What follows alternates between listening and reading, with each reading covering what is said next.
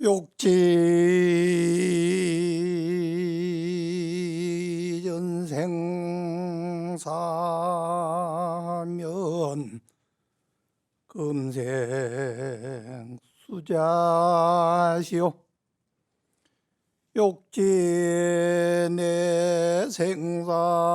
욕지내생사거든 금생 작자시라나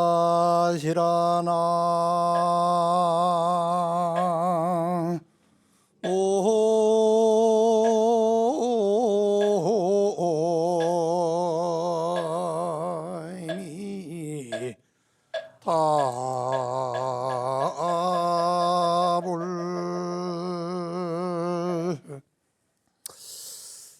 오늘은 우리가 불자라면은 인과라든가 윤회에 대해서 좀 이야기하려고 합니다.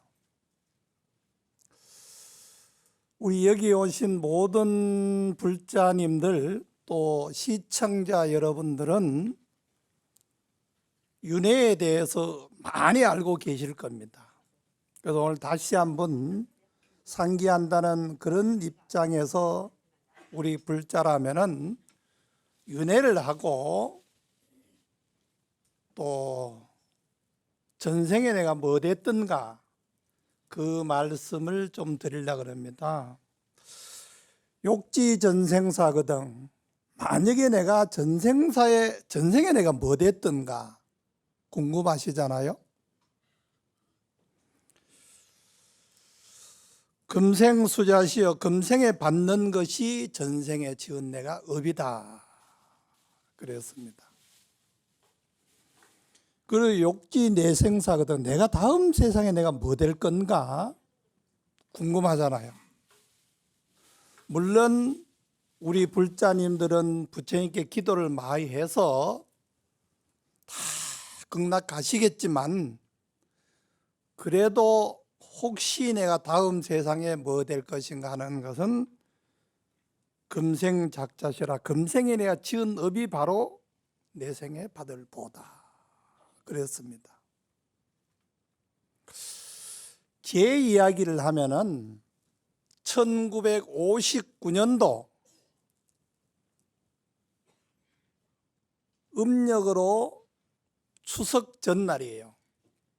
8월 14일 날 저 경상도의 포항, 경주, 부산 태풍이 아주 큰 태풍이 왔는데 그 태풍 이름이 사라오 태풍이에요. 그때 대략 800여 명이 돌아가셨답니다.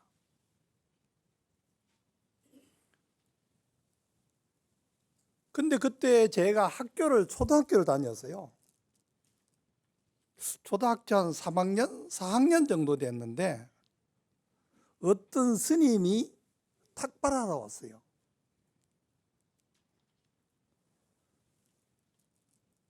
근데 그 스님을 보는 순간에 제가 그냥 가슴이 딱 멈춰지는 것 같더라고요. 근데 그 스님이 제보고 뭐라고 얘기해라. 야, 꼬마 너 스님 노릇 하면 잘하겠다 이러는 거예요. 그래서 그 말씀을 듣는 순간에 저는 스님이 돼야 됐구나 그 생각을 하고 스님 뒤에 걸머진 걸망을 제가 받아들고 그 길로 따라갔어요. 그때 제가 나이가 12살이에요.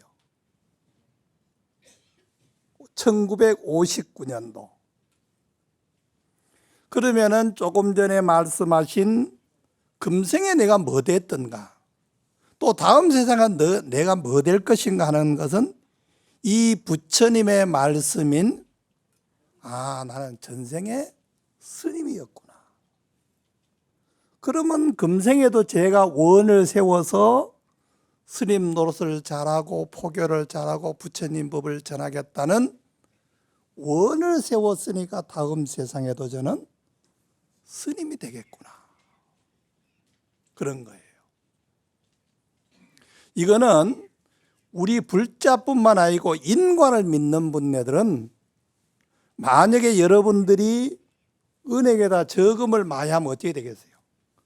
다음에 10,000원을 했다 그러면 1년 하면 12만 원이잖아요. 10년, 20년 하면은 은행에서 돈이 많이 불어가지고 돈이 많이 탈 수 있고, 저금을 안 하고 매일같이 남의 빌려가 쓴다든가 뭐 또 아니면은 거짓말해서 사기쳐가 돈 버는 사람들은 빚을 갚아야 되잖아요. 그게 우리가 부처님의 말씀뿐만 아니고 현실에서도 인과라는 것이 있습니다. 그래서 저는 지금도 이렇게 생각해 보면은 내가 전생에 스님이니까 얼마나 스님 됐는 게 행복한지 모르겠어요. 그래서 요즘은 그 소리를 안 하는데 옛날에 한창 20몇 살 때 되면은 제보고 질문한 거 있습니까? 하고 학생들 보고 손들어라 그러면 딱 손들어가지고 처음에 묻는 말이 왜 스님이 됐습니까? 그걸 계속 물어보더라고요. 그래서 저는 옛날이나 지금까지 저는 전생에 스님이라서 스님이 됐다, 그렇게 생각하고, 우리가 어떻게 해요? 남에게 빚을 지면은 많은 돈을 갚아야 되고, 만약에 빚이 없다면은 안 갚아도 되잖아요.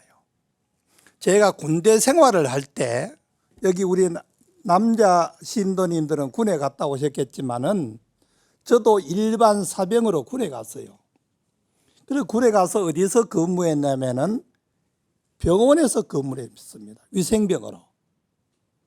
그런데 그 환자가 들어왔는데 이 환자가 나이가 참 많았어요. 제가 그때 한 22살, 3살 먹는데 35살인가 이래 된 분이 환자로 온 거예요. 그 너무 나이가 많고 형님 같아서 제가 이제 면담을 했어요. 왜 당신은 그렇게 나이가 많은데 이제까지 제대로 못하고 그래 있느냐. 그러면서 과거 이야기를 하고 하는 말이, 자기는 소원이 하나 있습니다. 소원이 뭡니까? 그래 물으니까 자기 부인을 죽이고 싶대요. 자기 부인을. 결혼을 하고, 그 왜 그러냐 이래 물었더니 6.25가 나고 난 뒤에 휴가를 왔답니다. 근데 휴가 왔는데 예를 들면은 한 일주일 휴가를 왔는데 일주일 동안 못 간 거예요. 뭐 집에 가족도 있고 군에 가면 훈련 받는데 힘이 드니까 안 가고 한 열흘, 보름 동안 집에 있었대요. 근데 하루는 집에 있는데 부인이 시장 보러 갔다가 들어오면서 헌병하고 같이 왔더라는 거예요. 대문 열고 싹 들어왔더래요. 그 길로 이 양반은 잡혀가지고 감옥소 생활을 했대요. 탈영병이라고.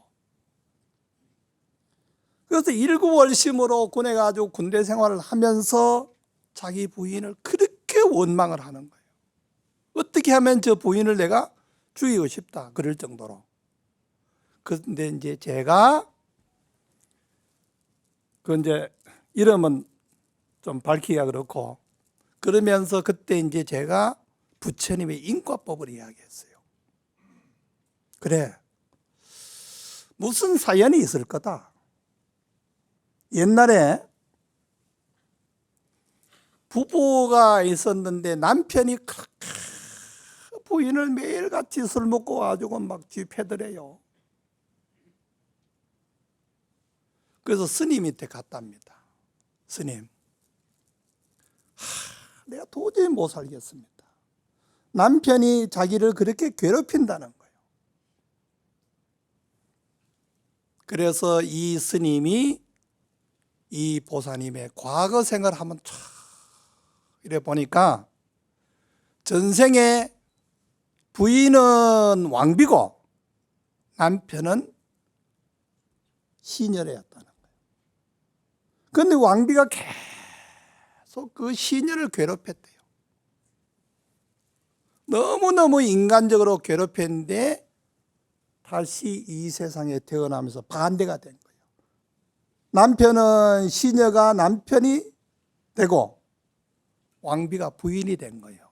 그러니까 전생에 받았던 그 원한을 금생에 와서 받았다. 그래서 스님이 이야기해 줬다는 거예요. 아마 여기 계시는 분 아니면 시청자 여러분들도 가정이 다 행복하고 남편이 진짜 왕비처럼 그렇게 대해주지는 않을 수도 있습니다. 그때는 전생에 내가 이런 업을 지었구나 이렇게 생각하면 마음이 편하지 않겠나 싶습니다. 근데 이 군인이 그때 이제 제가 이야기를 하고 여러 번 이야기를 했어요. 시간만 나면은 너무 형님 같으니까. 그래서 이분이 몸이 너무 상해서. 그래서 이야기를 하고 이제 어떤 데는 제가 막걸리도 한 잔 몰래 받아주고 이렇게 했는데 제대를 했어요. 저도 이제 제대할 때가 다 됐는데 이분이 면회가 왔다는 거예요. 그 연락해가지고 들어왔는데 부인하고 같이 왔어요. 참 제가 그때 이제 일반 사병으로 제가 쓰니까 황병장님, 제가 이제 성이 황가예요. 황병장님이 아니었다면 제가 부인을 어떻게 했을지도 모르고 또 내가 감옥소 갔을지도 모르겠다. 근데 황병장님이 인과를 이야기해주고 부처님 법을 이야기해줘서 저는 불자도 됐지만 부인하고 잘 살고 있습니다 하면서 떡을 이렇게 시골에서 떡을 이렇게 해가지고 온 거예요. 얼마나 좋은지. 그래서 제가 우리 병실에 환자들하고 같이 갈라 먹고 그런 기억이 납니다. 그래서 우리가 전생에는 뭐됐든가 모르지만은 사업을 하는데도 잘 안 되고 뭐도 잘 안 되고 그런 분은 우리 불자라면은 내가 전생에 그런 인연을 지었구나 하고 또 우리 불자면은 우리 몸뚱아리를 받으면 뭐가 있다고 그랬죠? 탐짐치 삼독이 있다 그랬습니다. 탐내고 성내고 어리석다. 저를 비롯해서 모든 우리 생명체가 있는 모든 동물은 탐내고 성내고 어리석지 않는 그런 사람 없습니다. 다 탐내고 성내고 어리석은 거예요. 그리고 우리 몸뚱아리를 받으면은 스님들이 때 법문하면서 많이 들으셨겠죠? 육식이 있다 그랬습니다. 안, 이, 비, 설, 신, 의. 요 육식이 있는데 눈은 뭡니까? 어떻게 하면은 좋은 것만 볼 수 있나? 귀는 좋은 소리 들으려고 그러고 입은 맛있는 거 먹으려고 그러고 몸뚱아리는 겨울에는 따뜻한 거, 여름에는 시원한 거 입어야 되잖아요. 그러면은 시원한 거 입으려고 그러면은 돈이 들어요. 그러면 눈이 봐도 안 봤다. 귀를 들어도 안 들었다. 또 들은 것도 안 들었다고 그러지만 안 들은 것도 들었다고 그러잖아요. 그러니까 나도 모르게 업을 짓는 거잖아요. 본 거를 안 봤다 그래도 안 되고 안 받는 걸 봤다 그래도 안 되잖아요. 그러니까 그거는 불교에서는 거짓말을 했다는 거 아닙니까? 그래서 우리 불자들은 그 인과법을 알아야 되는 거예요. 그러니까 불교에서는 삼생이라고 그러잖아요. 과거, 현재, 미래. 그러면은 과거에 내가 어떤 업을 지었고 현재에 어떤 업을 지었고 다음 세상에는 내가 어디 갈 것인가 하는 것은 현재 짓는 업이 바로 다음 세상의 업이다. 그랬습니다. 제가 해인사에서 출가를 해가지고 어릴 때 이제 12살, 13살 때 이제 해인사 있었잖아요. 지금도 제가 해인사 가면 생각나는 게, 해인사 가보셨지만 법당이 이보다 크잖아요. 잠을 너무 못 잔 거예요. 해인사는 보면은 보통 9시 되면 자라 그래요. 불을 소등을 하라 그럽니다. 9시 바로 소등해도 잠이 안 오잖아요. 그럼 3시 돼가지고 예불 드리거든요. 너무 잠이 오는 거예요. 그러면 제리 동자승이가 앞에서 이제 앞에 순서대로 이렇게 어른들하고 쭉 서가지고 예불 드리면은 그 시간도 잠이 넘어와가지고 눈을 감고 그냥 하는 거예요. 그럼 이제 예를 들면은 지신기명내 시방 삼세 요 짧잖아요. 지신기명내 대지문수 사리보살 대행보현보살 대비관세보살 이건 좀 길거든요. 스님들이 연불 하면서 부처님한테 고개 숙이는 그 시간인데 지신기명내 가면 딱 요 대고 자는 거예요. 그러면 이제 어제 보면 스님 부시럭거리면 그때 뻗떡 일어나고 그 정도로 잠이 오는 거예요. 하루에 4시간, 5시간 자니까 어림 생각에 잠을 언제 시큰 잡았어 뭐. 근데 이제 해인사 살면서 제 경험담은 우리 은사 스님은 명허 스님이세요. 그리고 제가 참 존경하고 그런 어른은 지월 스님. 또 여러 우리 신도님들 잘 아시다시피 해인사를 하면 성철 스님이 이러잖아요. 우리 은사 스님은 얼마나 무서운 스님인지 대중들이 조금만 잘못하면 쫓아보내는 거예요. 요즘 같으면 100명 살면 99명은 쫓아보낼 사람들이. 그 정도로 무서웠어요. 우리 은사 스님이 이제 한 번은 이제 밤에 되면 야경을 합니다.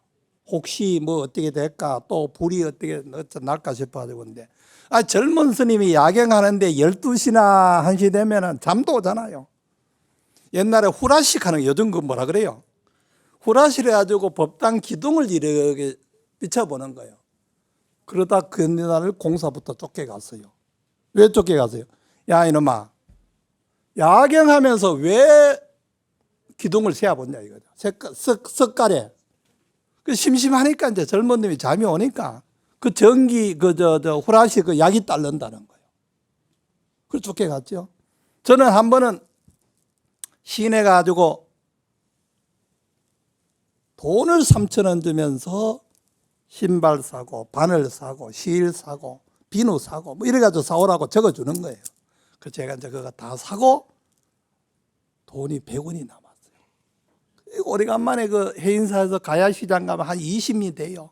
그거 걸어갔다 걸어오는 거예요. 100원 남아서 그걸 사가지고 사탕을, 옛날에 사탕, 눈깔 사탕을 이만한 게 있어요. 그걸 쭉쭉 빨고 올라왔어요. 그 스님한테 갔다 왔습니다 하고 딱 내놓으니까 요거 얼마 줬어, 요거 얼마 줬어, 요거 뭐 스님이 계산을 다 하시는 거예요. 100원은 이러더라고.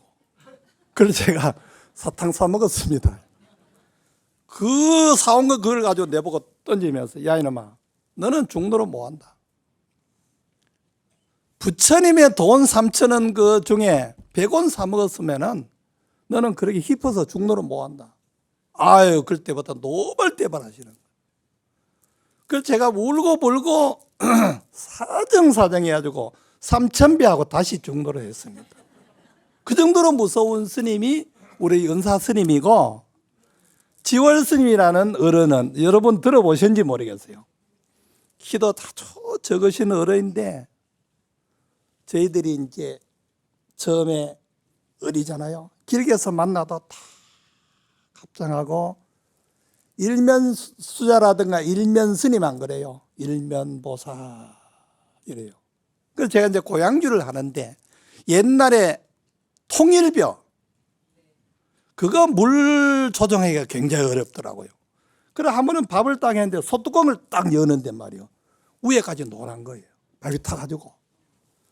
아, 대중들이 한 150명 됐는데 이거 올려야 되나? 다시 할 수는 없잖아요. 그래서 그걸 이제 해가지고 올렸는데 나는 이제 쫓겨난 거 가는구나. 스님들은 못하면 어쩌나 하고 이제 막 발발발발 떠고 있었는데 지월 큰 스님이 다 밥하는 고향간을 지나가면서 제가 고개를 팍 숙이고 있었는데 일면보사 밥이 꼬들꼬들해서 참 맛있어요 이란다고. 혼을 내야 되는데 그러는 거예요.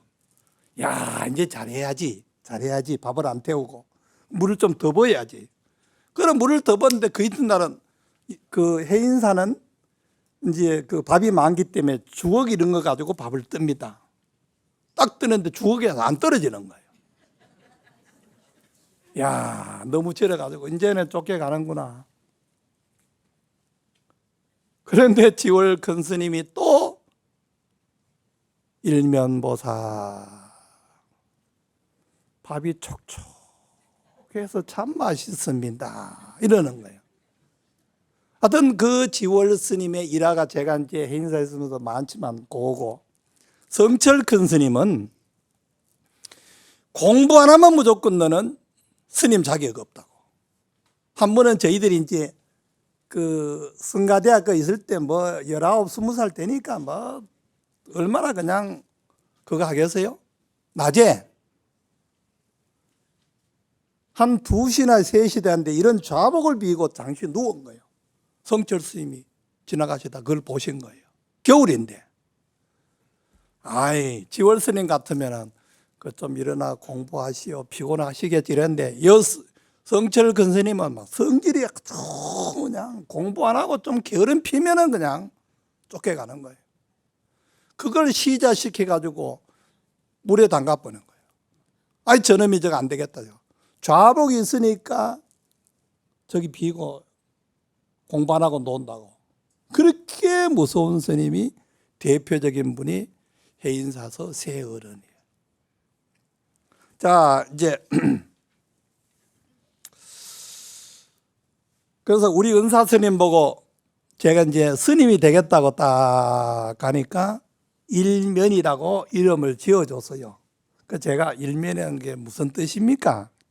이름이 뜻이 뭡니까? 그랬더니 일자는 햇빛이란 뜻이고 면자는 얼굴이란 뜻이다. 네가 스님 노릇 잘하면 불교의 인물이 되겠지만 안 그러면은 너는 불교에 아주 땡초가 된다고 아주 그래 당부를 하셨어요.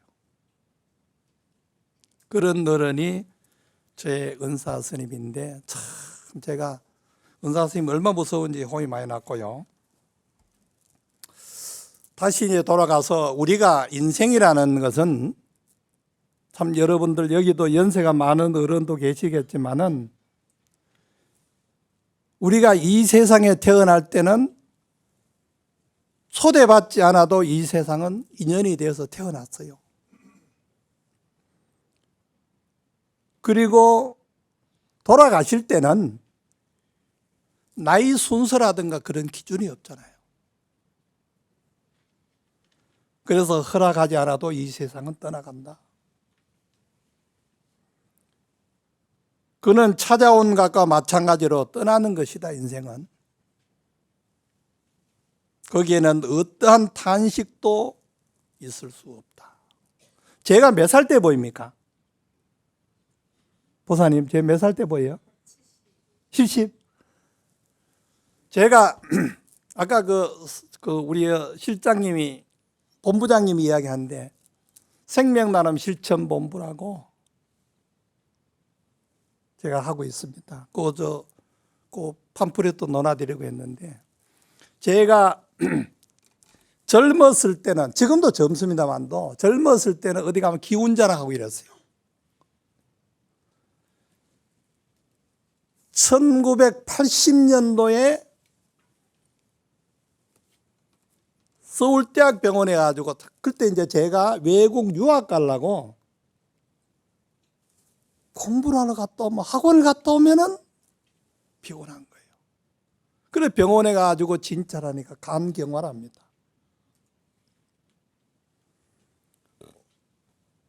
그래서 그 중간은 그만두고 1993년도부터 더 악화돼 가지고 황달이 왔어요.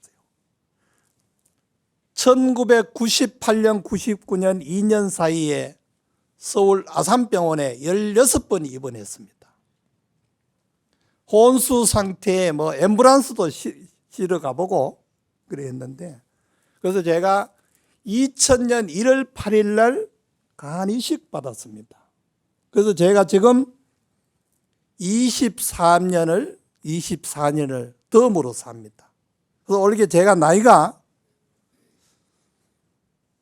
47년생이면 몇 살입니까? 78이에요. 속가 나이로.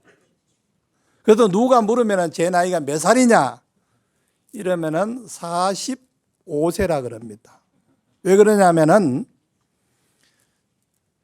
2000년 1월 8일 날 22살 먹은 사람의 간을 이식 받았기 때문에 23년? 4년 돼서 이제 올게 46이네요.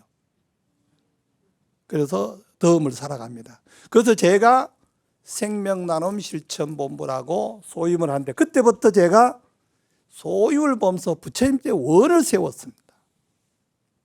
그때 제가 아플 때요, 부처님께 기도했습니다. 의사 선생님은 2개월 못 넘긴다고 판명이 났는데, 제가 사는 곳이 저 불암산 불암사예요. 그때 제가 기도를 했습니다. 내가 몸을 바꾸려면은 원이 있습니다. 다음 세상에도 제가 스님이 될 거니까 좀 건강하고 인물도 잘나고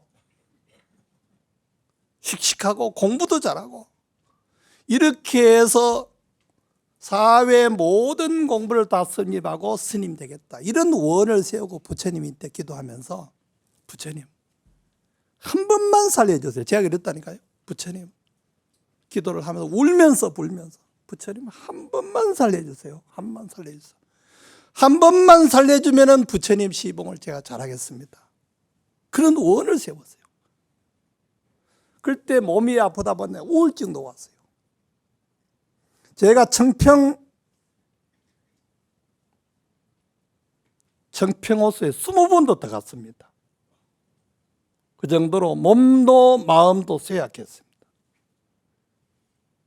근데 마지막으로 부처님한테 2개월 남았다니까 원을 세우고 죽어야 되겠다. 그렇게 하고 기도를 일심으로 하고 저 영단 위패 모셔놨네요.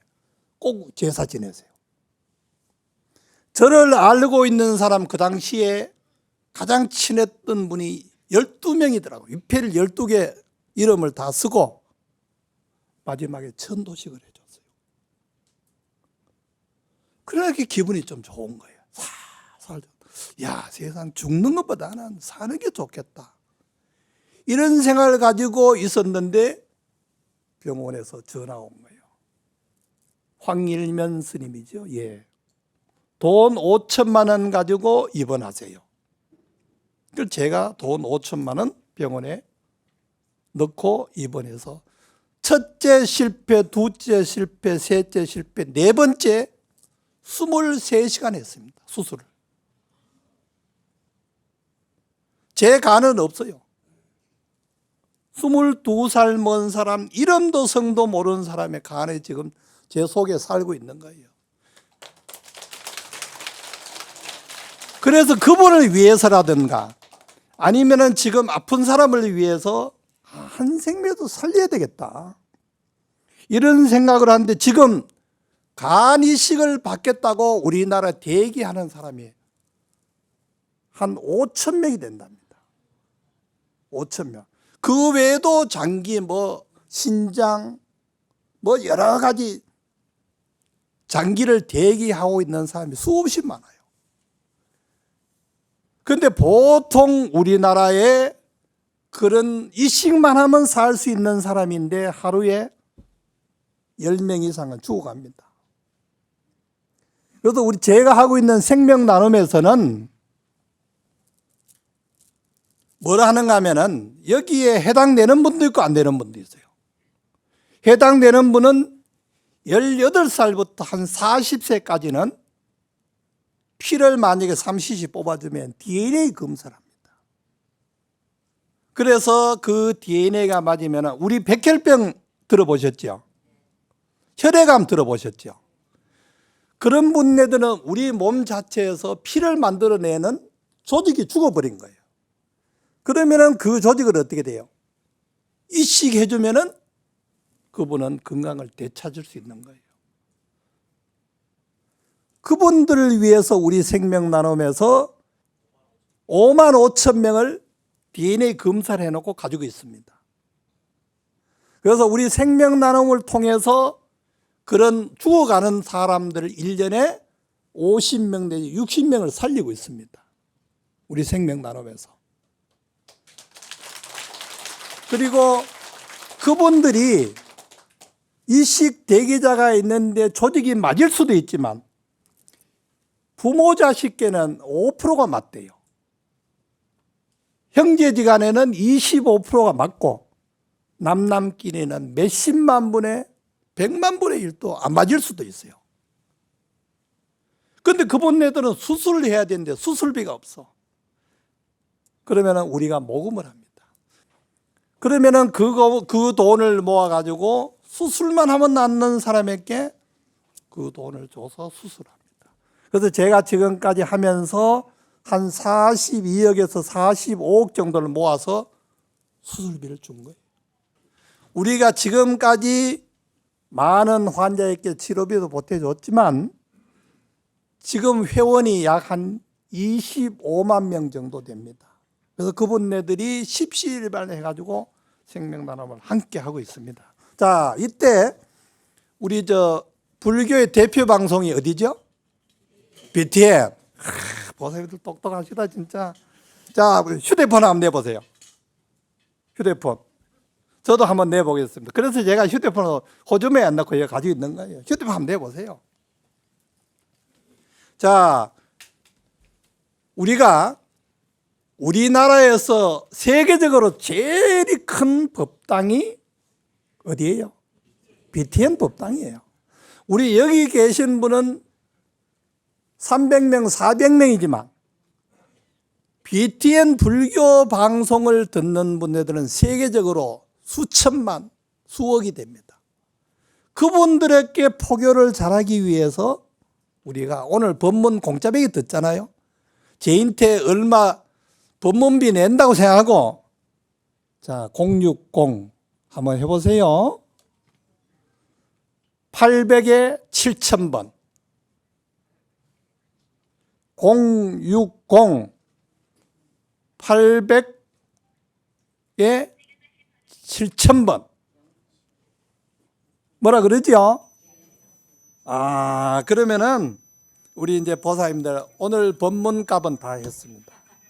그리고 그래도 매일 누르기는 어렵지만은 그래도 우리가 한 보름 만에 아니면은 꼭 한 달에 한 번만이라도 눌러주시면은 이 여러분들이 티끌 모아 태산이라는 소리 들어보셨죠? 여러분들이 한 통화 한 통화가 불교의 큰 포교가 됩니다. 우리 안수정등이라는 소리 들어보셨어요? 불교에서. 제가 다시 한번 더 하겠습니다. 어떤 행인이 허벌판을 가는 거예요. 정처 없이 가고 있는데 뒤를 딱 돌아보니까 코끼리가 그냥 널름널름 코를 물면서 오는 거예요. 천천히 가다 보면 코끼리에게 잡아먹힐 것 같고 팍 뛰어가는 거예요. 뛰어가다 보니까 코끼리는 막 빨리 따라오고, 그래서 이분은 숨어야 되는데 어떻게 하다 보니까 온물이 하나 있는 거예요. 그리고 온물에 그어가지고 코끼리는 온물에 못 들어올 거니까 그거 가서 몸을 피신해가다 코끼리가 지나가면 가야지. 근데 그 마침 보니까 그 우물에 넝쿨이 있는 거야. 칡넝쿨을 타고 막 내려갔어. 한참 내려가다 보니까 밑에는 큰 도경이 하나 있다가 그냥 아이 요놈 자석 내려오면 잡아먹는다고 입을 날라날라 그래. 그 내려가지도 못하고 옆을 쳐다보니까 사방에 뱀이란 놈이 4마리가 그냥 또 물라고 달라드는 거예요. 자, 내려가지도 못하고 올라가지도 못하고 그러는데 마침 칡넝쿨에서 벌을 거기서 집을 지어가지고 꿀이 한 방울 떨어지는 거예요. 그게 그냥 혀를 내가 받아먹으니까 얼마나 달고 좋은지, 올라가면 죽고 내려가면 죽는 그 생각을 다 잊어버리는 거예요. 그것도 오래 못 가고 흰쥐와 검은쥐가 와가지고 칡을 자꾸 깔아먹는 거예요. 아이 칡이 깔아먹고 떨어지면 죽는데 어떻게 하나. 그게 안수정등이라는 부처님이 인생 사는 것을 비유해 놓은 거예요. 우리는 우물의 칡을 의지해서 사는 생명과 같다. 코끼리는 뭐냐? 우리가 태어나면은 부모님 젖 먹고 그러다 젖 뛰면은 초등학교, 중학교, 대학교 가면은 이제 허벌판에 이제는 자기가 살아가야 되는 거예요. 어떻게 될지 모르잖아요. 그거 다 비유했고 밑에 그 무서운 도경은 우리가 잘못하면 지옥에 떨어질 수도 있는 거예요. 4마리 독사는 뭔가 하면은 지수화풍 4대가 거기서, 우리 몸뚱아리는 지수화풍이 모여져서 우리 몸뚱아리를 형성했다가 나이가 들고 세상을 다 살면 흩어지잖아요. 그럼 우리 불교에서는 누가 돌아가셨다 그러잖아요. 그 불교에서 나온 수로예요. 다시 지수화풍으로 돌아갔다 이 소리예요. 그리고 칡줄은 우리 생명줄이고 꿀벌은 세상 사는데 힘드는 것만 있는 거 아니잖아요. 아들 놓고 딸 놓고 참 또 재미있잖아요. 우리 인생살이에 비유한 것을 부처님은 안수정등이라 그랬습니다. 여러분들도 옛날에 중국에 마이선사라는 분이 계셨는데 시골에서 매일 일만 하는 분이 있는데 머슴이에요. 요즘 말하면. 이 사람 관상을 딱 보니까 참 복도 없고 저놈이 어디 가지고 빨리 행사할 그런 상이야. 그래서 그 사람 딱 불러놓고 너 하고 싶은 대로 해라. 죽는다 소리는 못하고 너는 하고 싶은 대로 해라.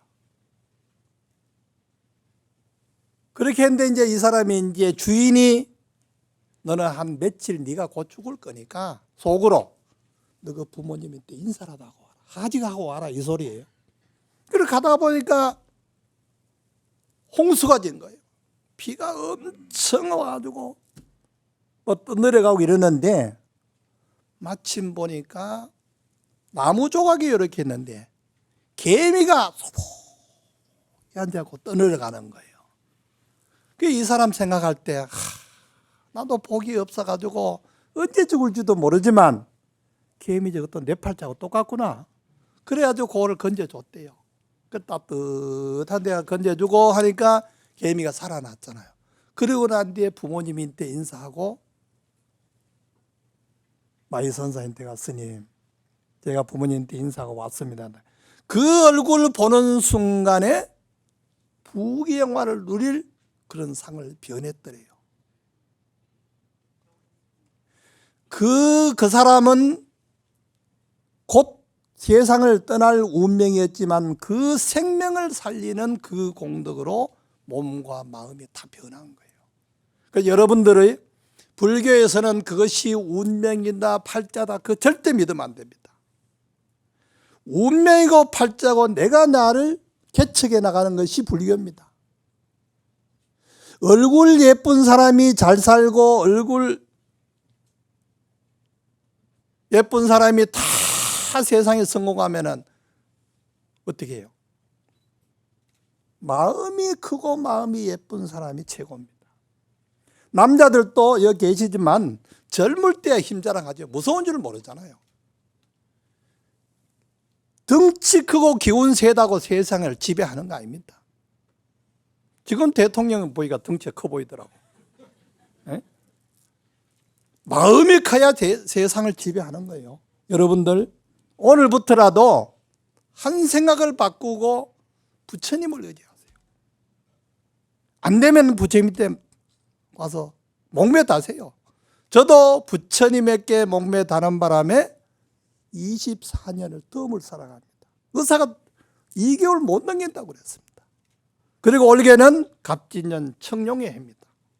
청룡은 하늘에 승천하잖아요. 여러분들도 큰 생각 가지고 하늘에 승천하듯이 좋은 꿈 꾸시고 부처님께 기도 많이 하시고 좋은 일만 있으시기 바랍니다. 마치겠습니다.